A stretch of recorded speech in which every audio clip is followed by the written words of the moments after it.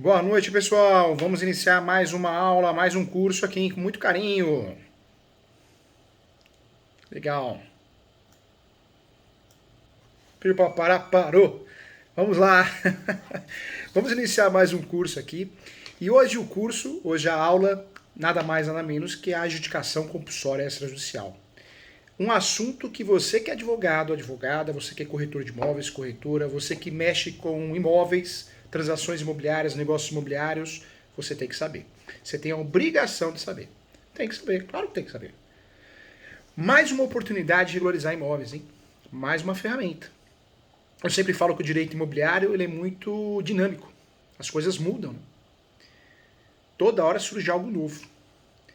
Por isso, eu sempre falo, né? Quando você faz uma pós civil, é uma pós focada em direito civil, processo civil.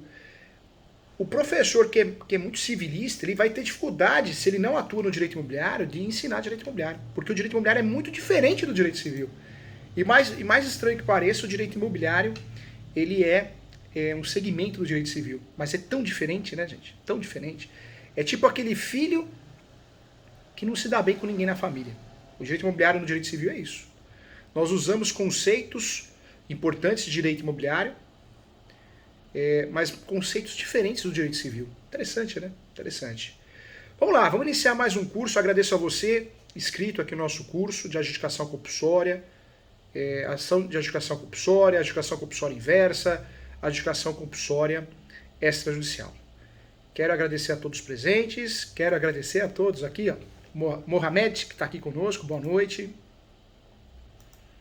O Job, que legal, o Job que inclusive participou comigo no lançamento do livro Direito Imobiliário de AZ hoje, né? O Direito Imobiliário de AZ da editora Mizuno hoje. Foi às 15 horas que nós fizemos o evento. Foi um evento bem bacana, hein? Conversamos muito sobre o direito imobiliário. Muito obrigado, Joib. Muito obrigado, Joib, por ter participado. O Alceu também está aqui. Que legal, Alceu. O Alessandro está conosco também. Querido Sérgio Santana está aqui conosco, doutor Sérgio. Que legal. Vamos lá, vamos conversar sobre esse assunto muito importante para que você possa ajudar seus clientes, para que você possa regularizar imóveis. Vamos juntos aqui, mais um assunto muito importante que merece uma atenção especial. Nós sabemos que existem vários meios de regularizar um imóvel, né? São muitos meios, muitas formas de regularizar um imóvel. Eu sempre falo que esse assunto é um assunto muito importante e merece uma atenção especial, porque nós temos algo em torno de 75% no Brasil, os imóveis são irregulares. É isso mesmo, 75% dos imóveis. Professor Júlio, é muita coisa, não é não. Não é não, o Brasil é muito grande, você sabe disso. 75% dos imóveis são imóveis irregulares. Em alguns estados esse percentual diminui, em outros estados esse percentual aumenta, né? Isso é importante. Nós temos várias formas de regularizar um imóvel. Formas judiciais, extrajudiciais e administrativas.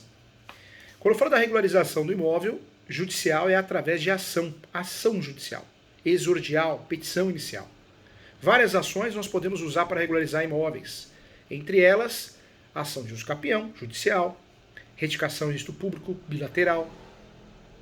Podemos utilizar a demarcação de terras, a ação divisória ou divisão de terras, que é uma ação muito importante de procedimento especial, que tem o objetivo de marcar os pontos daquela determinada área, onde existe uma contradição, uma divergência em relação ao imóvel do vizinho. Então a ação de divisão de terras ou demarcação de terras é uma ação muito utilizada, inclusive, em litígios de direito de vizinhança. É uma ação muito utilizada no âmbito rural, na regularização de imóveis rurais. E acontece muito. Me lembra a novela Berdinazes Mezenga, o Rei do Gado, que tinha a família Berdinazes Mezenga, um empurrava a cerca para lá, outro empurrava a cerca para cá. Essa ação que vai resolver essa situação, provavelmente. Várias outras ações, como a ação de adjudicação compulsória. A ação de adjudicação compulsória, o nome adjudicação compulsória quer dizer uma decisão judicial. É isso mesmo, adjudicação compulsória, decisão judicial. Quando eu falo de adjudicação compulsória, o grande objetivo é uma ordem judicial. Muitas vezes, o vendedor vende o imóvel, o comprador paga, quita, mas o vendedor se nega, se omite, some e não faz a transferência ao comprador. O comprador tem até a posse, conseguiu acesso à posse, mas não consegue ter o registro, a propriedade, o domínio, em virtude de uma confusão, uma omissão, uma confusão em relação aos vendedores. Alguma coisa aconteceu. Alguma coisa aconteceu e acabou prejudicando o comprador, que pagou, quitou, talvez tenha até a posse do imóvel, já entrou no imóvel, mas não consegue ter o título de proprietário. Ele, ela, eles não conseguem ser proprietários. A única forma que nós temos de ser proprietários no Brasil é a matrícula, né? A certidão de propriedade atualizada. É a única forma, não existe outra. Surge aí então a ação de adjudicação compulsória.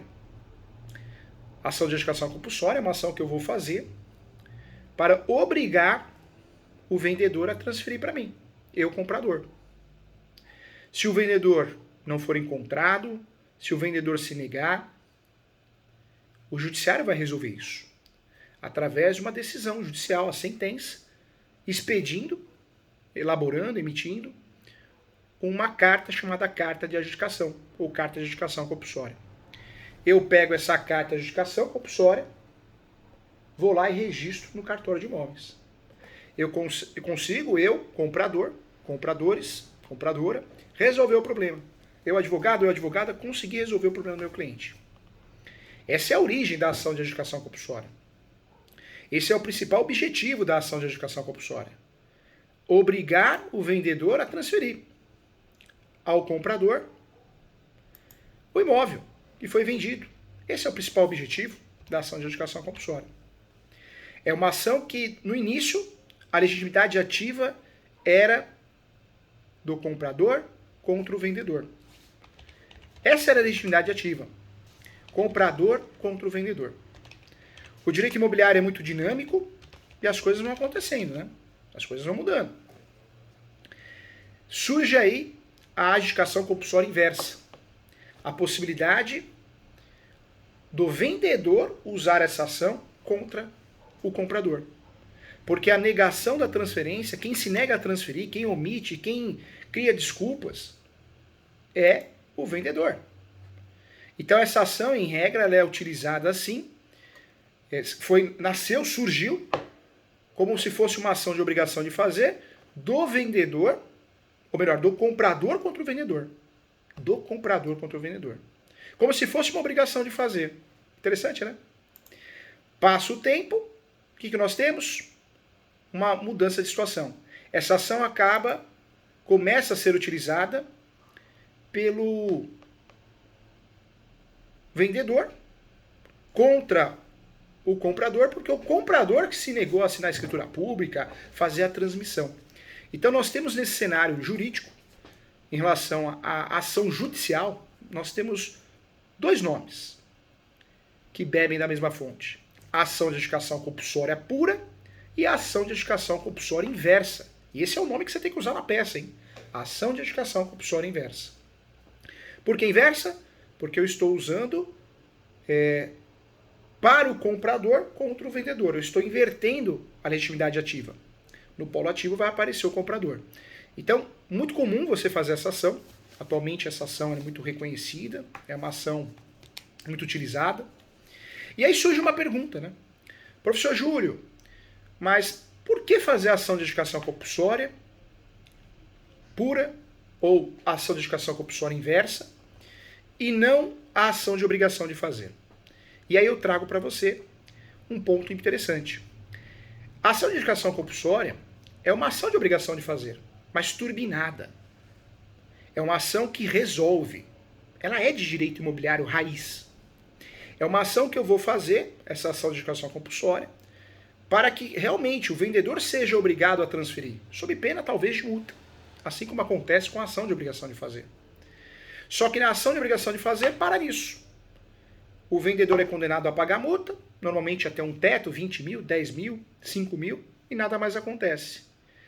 E o vendedor, ou melhor, o comprador, que é a origem da ação, né, o comprador contra o vendedor, ele não quer receber multa, porque a preocupação dele não é receber dinheiro, uma multa de 10 mil, 5 mil, 15 mil, não vai resolver o problema dele. Ele quer o registro. O comprador quer o registro. O comprador quer a propriedade, ele quer regularizar esse imóvel que ele comprou, pagou e tem até a posse. Então nós usamos a ação no direito imobiliário, no direito civil, a ação de adjudicação compulsória, substituindo a ação de obrigação de fazer, porque a ação de obrigação de fazer nós temos um limite, não vai entregar o resultado útil, que é a transferência. Já a ação de adjudicação compulsória, ela vai entregar o resultado útil, que é a transferência. Porque se o vendedor não transferir, não assinar nada, mesmo sob pena de multa, se o comprador, se for inversa, né, se o comprador não assinar a escritura pública de compra e venda, conforme o artigo 108 do Código Civil, o Poder Judiciário vai resolver. E vai resolver como? Através de uma decisão judicial, que tem força a própria sentença, ou a expedição, a emissão de um documento, que chama esse documento carta de adjudicação, ou carta de adjudicação compulsória. Eu consigo, com essa carta de adjudicação, eu consigo pegar esse documento e fazer o registro no cartório de imóveis. Pronto, resolvi o problema. Lindo, né? Cuidado. Teoria é uma coisa, prática é outra. Para exame da OAB para concurso público, maravilhoso. O que eu contei até agora é muito lindo, até me emociona, né? Na prática, eu falo que a ação de adjudicação compulsória é uma ação traiçoeira. Tome cuidado com a ação de adjudicação compulsória. Já vi muitos casos no escritório, muitos casos de vários alunos, que fizeram a ação de adjudicação compulsória, ou melhor, optaram pela ação de adjudicação compulsória e não conseguiram ter sucesso na demanda. Perderam a ação, porque o contrato era muito mal feito. O contrato era muito mal feito. E se tem algo que o advogado não sabe fazer, o advogado ou advogada, que não é estudioso e atualizado igual você, ou procura se atualizar, é contrato. Nós temos um problema sério que vem da faculdade. Muitos colegas, advogados e advogadas não sabem fazer contrato. Só sabem o copia e cola. Se não tem o modelo, não consegue se virar. Como diz o Faustão, não consegue se virar nos 30, não consegue fazer ao vivo. Quem sabe fazer ao vivo não consegue. Por falta de treinamento, por falta de conhecimento, por falta de atualização. Então a maioria dos contratos no Brasil são contratos mal feitos. Se você parar para estudar contratos, os contratos no Brasil são tão mal feitos que a maioria não são averbados. A maioria não serve como justo título de boa-fé. E a maioria atrapalha a ação de adjudicação compulsória. É uma realidade. Muitos contratos são mal feitos. Esse dilema começa quando você ganha a ação de adjudicação compulsória, pega a carta de matação, vai até o cartório de imóveis, faz o requerimento, a prenotação, e logo vem a nota devolutiva. Vem a nota devolutiva dizendo que não é possível fazer o registro da carta de adjudicação por vícios. E o cartório pode sim se negar, o cartório de imóveis pode se negar a fazer o registro da carta de adjudicação em virtude de vários motivos. Vários motivos. Muitos motivos, inclusive. O cartório pode se negar porque o contrato não tem a capacidade, não tem objeto, não tem a descrição do imóvel, não tem a cláusula de irretratabilidade. O cartório pode negar com diversas desculpas, com base na lei, com base em normativas, com base em procedimentos. Então, a ação de adjudicação compulsória, eu costumo comparar ela com uma ação de direito de família, que é a ação de exoneração. Tem muito advogada que vai fazer a ação de exoneração para que o seu cliente não seja mais obrigado a pagar a pensão alimentícia e acha que já ganhou essa ação porque o cliente ele prova que seu filho fez 18 anos, 21, né, ele ou ela. E aí fundamenta mal a ação, faz essa ação e perde a ação. Porque nós sabemos que na ação de exoneração de alimentos, a necessidade e possibilidade você tem que provar. A falta de necessidade da criança, que passou a ser adulto, e a falta de possibilidade do pai em pagar a pensão alimentícia. Então essa ação mal fundamentada, ela causa um impacto horrível. Você perde a ação. E o cliente, muitas vezes, na cabeça dele ganhou a ação ganha. E na cabeça do advogado, a advogada também, que é uma ação traiçoeira. Eu trago essa ação como exemplo porque a ação de adjudicação compulsória certamente é uma das ações mais traiçoeiras que existem no direito imobiliário. Se é uma ação que você tem que tomar cuidado, é essa. Por isso eu sempre falo para você, que acompanha minhas aulas, meus cursos, a minha pós-graduação, a qual tenho a honra de coordenar com um excelente time de professores, eu falo para você que a adjudicação compulsória é uma ação traiçoeira. Quando você pode usufruir de outros meios para regularizar outro imóvel, esse imóvel, eu ficaria com esses outros meios. Primeiro instrumento que nós podemos usar no lugar da ação de adjudicação compulsória é o uso capião, né, gente? Quando o seu cliente tem a posse, mas pacífica, animus domini, é o melhor caminho, porque é uma forma originária de adquirir propriedade. Você consegue, com mais facilidade, ganhar ação, provar a posse, mansi pacífica, animus domini, você não vai ter a análise subjetiva do cartório. e análise subjetiva do cartório. Se o cartório entender que fazer o registro da carta de educação não gera segurança para o cartório, não vai fazer. O uso capião não permite essa análise subjetiva. É muito difícil você ter dor de cabeça com o uso capião. O uso capião judicial, o cartório vai abrir uma nova matrícula.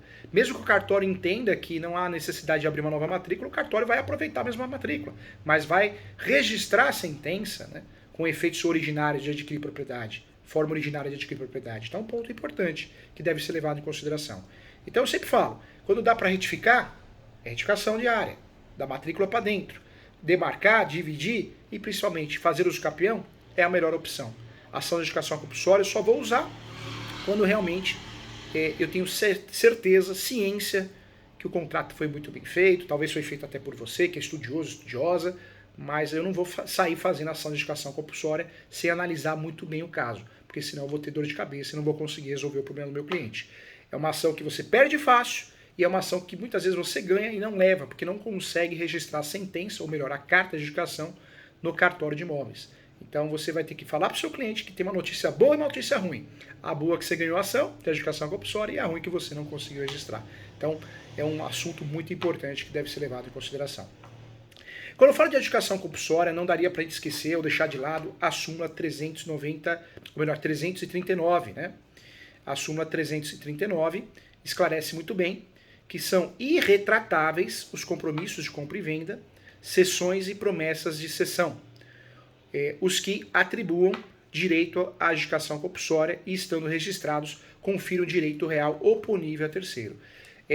Para que eu consiga ter sucesso na ação de adjudicação compulsória e principalmente no registro, cuidado, hein? É muito importante que esse contrato que você fez, seja um instrumento particular ou um instrumento público, tenha a cláusula que o contrato é irretratável, né?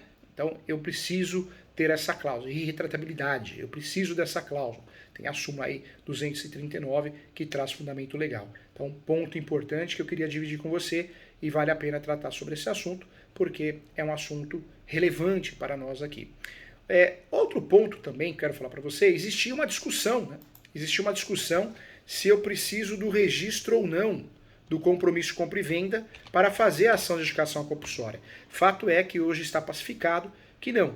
O direito à adjudicação compulsória não se condiciona ao registro do compromisso de compra e venda no cartório de imóveis. Isso está pacificado também. Tema importante, não condiciona, tá? Então, tinha até lá a súmula 76 do STJ, que falava que a falta de registro da compra e venda não dispensa a prévia interpelação para contribuir embora o devedor. Então, daí surge também a súmula que fala, que esclarece que eu não preciso ter a averbação do compromisso de compra e venda, promessa, contrato preliminar, para usufruir da ação de adjudicação compulsória. Então essa situação também ficou bem pacificada, bem resolvida, não tem mais dúvidas sobre esse assunto. Nós precisamos adequar essa situação aos casos concretos, não existe de fato a necessidade. Então, ponto importante, ponto relevante, tá? Quando nós falamos de adjudicação compulsória, também vale a pena lembrar que esse instituto, ele é antigo, né? Nós temos evidência não só no direito atual, no Código Civil, no Código de Processo Civil, súmulas, mas é algo que já era utilizado, o procedimento de adjudicação compulsória, a ação já era utilizado no passado. Eu trago para você que já existia a adjudicação compulsória extrajudicial, o formato dela era diferente, a regulamentação dela era diferente. Nós tínhamos em mente a seguinte situação: eu conseguiria fazer a adjudicação compulsória extrajudicial, até ensinava isso no curso da Lex, isso há quase 8 anos atrás, 10 anos atrás. Como que você fazia naquela época, faz hoje também, a adjudicação compulsória extrajudicial, sem a nova lei, sem o novo regramento.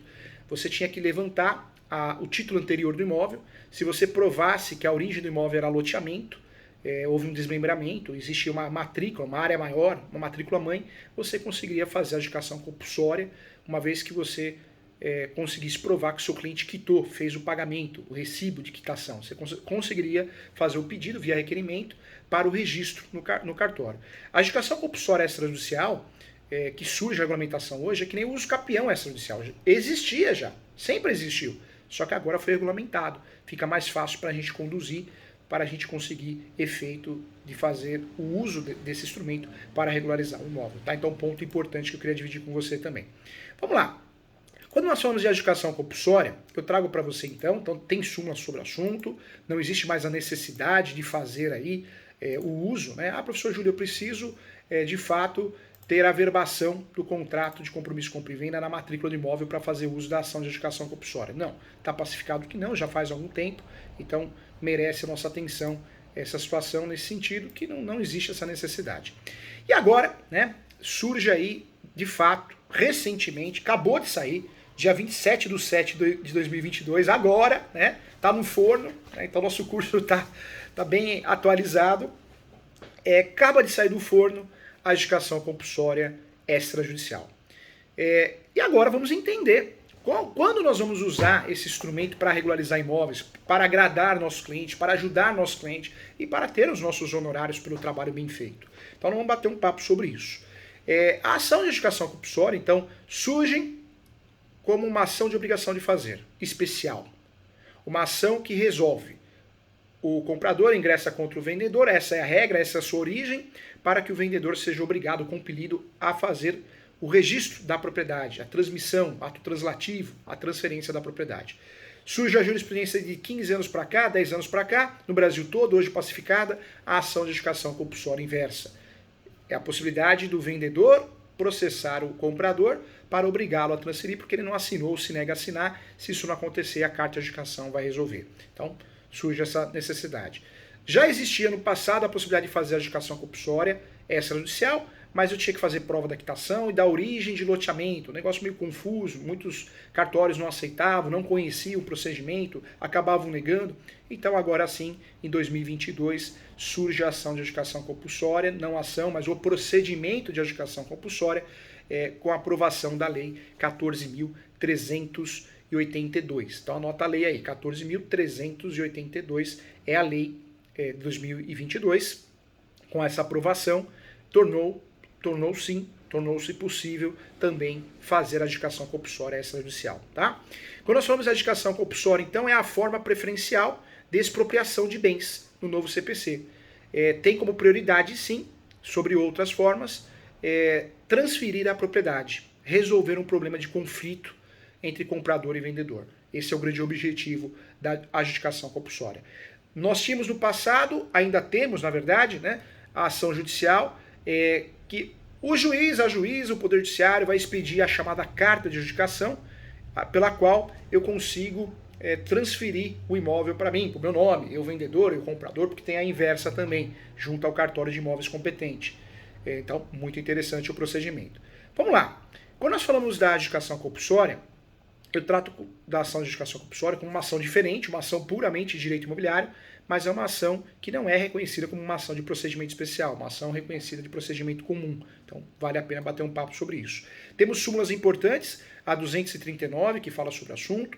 Temos o artigo 1418, agora sim, 1418, que fala sobre o assunto, também do Código Civil, então 1418. E temos também o decreto 58 de 1937, o artigo 22. Então, nós temos legislações antigas sobre a adjudicação compulsória, né? O decreto 58 de 1937, artigo 22, 37, gente, olha só, já existia a ação de adjudicação compulsória, o procedimento de adjudicação compulsória.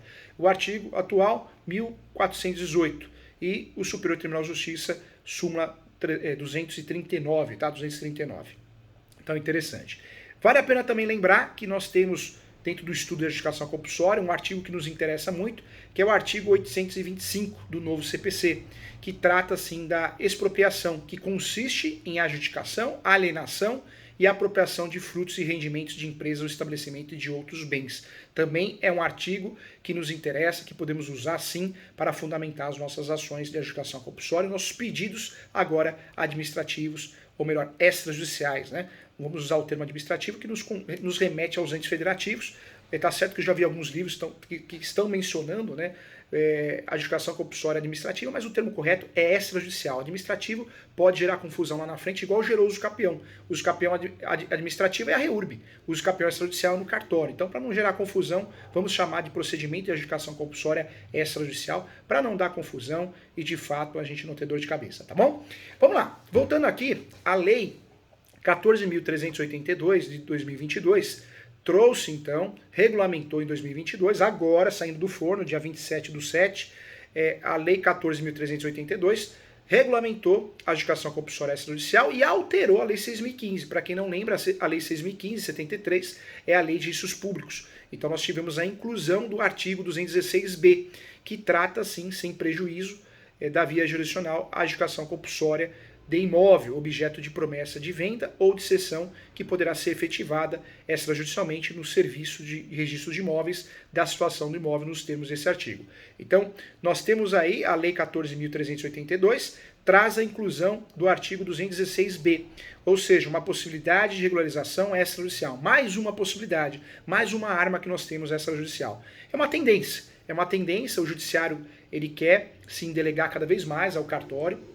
Cartório, quando nós falamos, tanto o tabelião de notas como qualquer cartório, o registrador, é delegação do Tribunal de Justiça. Então, quando nós falamos de cartório, é o Poder Judiciário também, delegado, mas é o Poder Judiciário. E é uma tendência que nós estamos vivendo e cada vez mais descentralizar. Né? Tiro do Poder Judiciário e jogo lá no cartório. Cuidado, tá? Muito juiz, juíza, o Poder Judiciário, talvez algumas pessoas, vamos sempre pensar no bem, né? Os bons profissionais que ali estão, respeitando eles, mas os maus profissionais atrapalham muito, né? Então tem muita gente maldosa que utiliza meios para tentar pegar aquele advogado, aquela advogada insegura e falar para ele, você tem que tentar no cartório para depois vir no judiciário. Não. A adjudicação compulsória extrajudicial fica muito claro no artigo 216b, dentro da Lei 6.015, que é a Lei de Registros Públicos de 73, que não existe prejuízo jurisdicional. Eu não sou obrigado a fazer no cartório a tentativa, o procedimento, para depois tentar no judiciário. Então, atenção, não é pré-requisito. Não é pré-requisito. Eu acredito que logo mais a lei é nova, o procedimento é novo, foi regulamentado recentemente, logo mais nós vamos ter um provimento também para regulamentar. Para ajudar os cartórios, para ajudar os advogados, os cidadãos brasileiros, defensores públicos, com certeza vamos ter um provimento. O CNJ logo vai soltar um provimento aí para nos ajudar. Tenho certeza disso, assim como aconteceu com o uso capião, o provimento 65, que trouxe, né, pelo menos equilibrou o uso capião extrajudicial, que existiam muitas dúvidas, muitas preocupações, muita insegurança, então veio para ajudar, impulsionar o uso capião extrajudicial. E a ação de adjudicação compulsória não existe o pré-requisito fazer a adjudicação compulsória extrajudicial para fazer a ação de adjudicação compulsória. Então, que fique muito claro isso, né? É importante bater um papo sobre isso. Vamos lá. Quando eu falo de adjudicação compulsória extrajudicial, então nós temos a Lei 14.382 e o artigo 216b da Lei 6.015. O artigo é muito claro. Eu uso a adjudicação compulsória extrajudicial de forma facultativa. Não sou obrigado para depois ir no Poder Judiciário. É facultativo. Eu uso se eu quiser, se eu querer, se o caso permitir. Assim como acontece com o uso capião. Tomara que aqui na adjudicação compulsória não aconteça o que aconteceu no uso capião. Muitos juízes começaram a soltar despachos quando você distribuía uma ação de uso capião judicial, falando, olha, vai lá no cartório, meio que influenciando, né, o advogado, o cidadão brasileiro a ir no cartório, meio dando a entender por que você veio aqui, era para ter ido no cartório. Inclusive, tivemos aí casos que foram além, né? Nós tivemos um centro de estudos e pesquisa que criou alguns provimentos, criou alguns enunciados, falando que era obrigatório passar lá no cartório para depois ir no Poder Judiciário. Ainda bem que o Superior Tribunal de Justiça foi lá e cortou as asinhas, porque o Poder Judiciário não pode se negar a julgar, né? Acho que é o mínimo que o Poder Judiciário pode fazer é julgar. É a função, a principal função do Poder Judiciário, é a função direta. Então, por mais que exista assim um projeto cada vez mais de descentralizar, é para desafogar e não para tirar. Então não é para tirar a adjudicação compulsória, a ação deixar de existir, mas é para desafogar em alguns casos que seja permitido, tá? Então, ponto importante também. Quero trazer algumas situações também que merecem esclarecimento. O projeto de lei inicial, que fala, né, da adjudicação compulsória extrajudicial, ele era bem diferente do que nós temos hoje, hein? Inclusive, o projeto de lei obrigava a fazer uma escritura pública. Obrigava a fazer uma escritura pública para que você conseguisse fazer a adjudicação compulsória extrajudicial.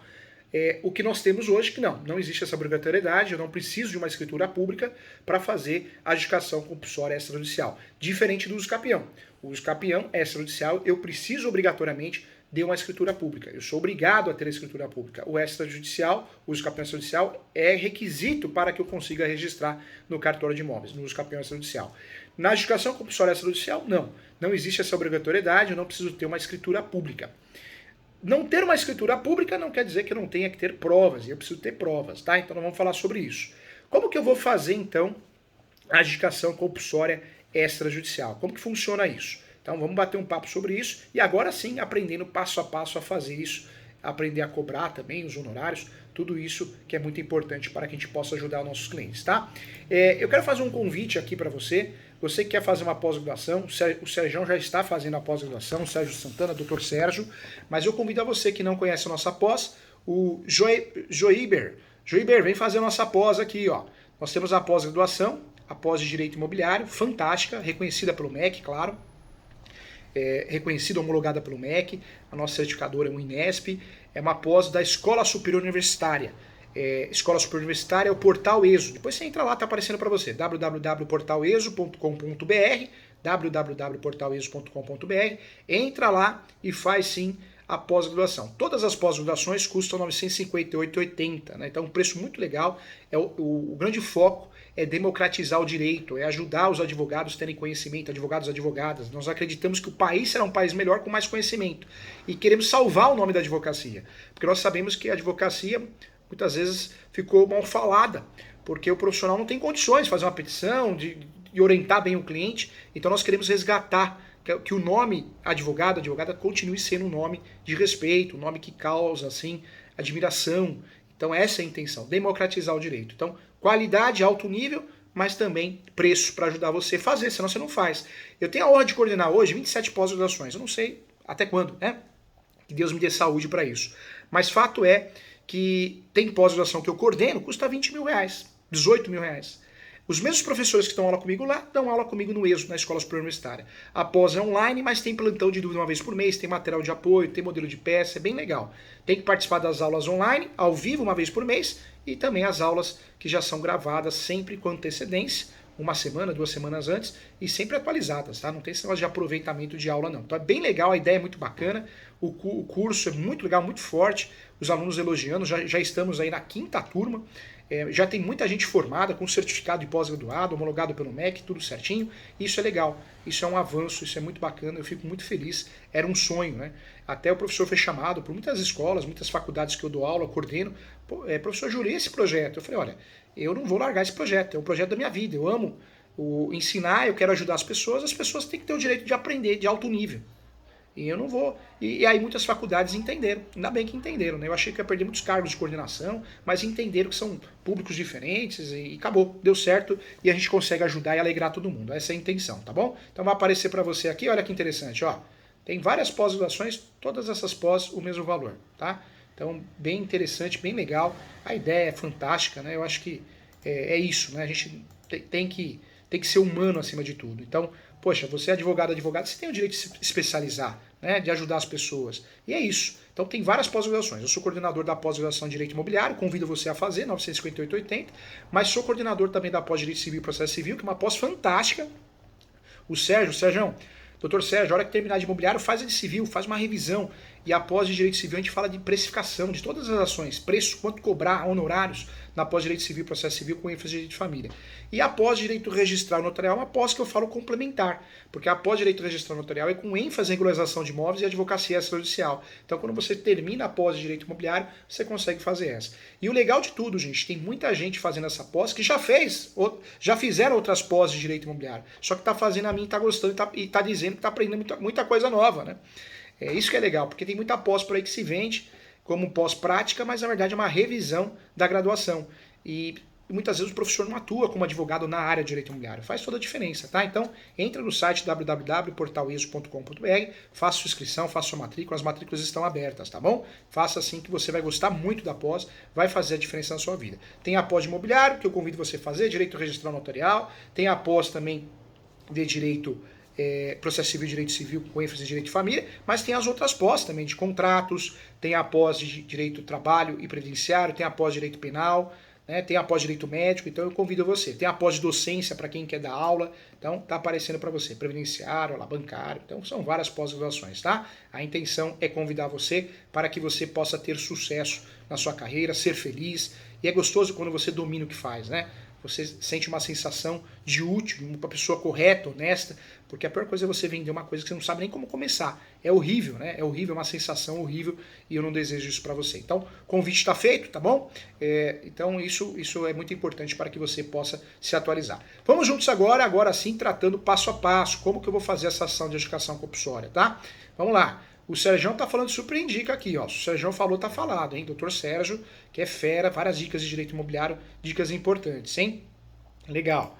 Olha só, aqui, Daniel, e paga para isso, né? Paga para isso. Tá falando em relação ao que eu tinha falado, né, Daniel? Querido Daniel. Descentralizar, desjudicializar, tem vários termos que são utilizados, né? A verdade é que o fórum não quer mais julgar, não, gente, não quer mais julgar. Mas a advocacia extrajudicial é maravilhosa, a gente foge do fórum, né? Então é legal, bacana. Tem vários alunos que fizeram lá a pós, depois vieram fazer aqui conosco, viu, Jaber? Vem fazer sim, você vai gostar bastante, tá?